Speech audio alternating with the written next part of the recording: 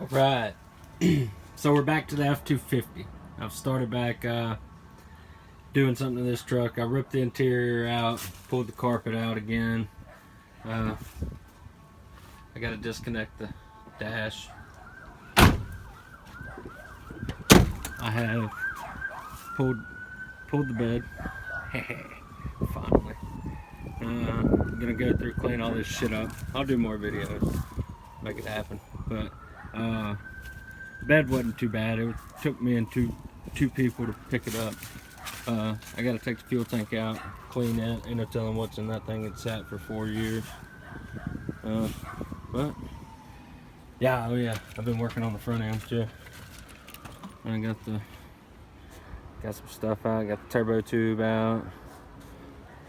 Got the battery tray and the air filter case out.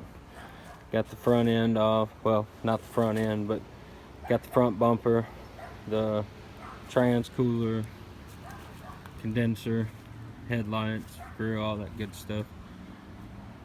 And a battery tray on this side.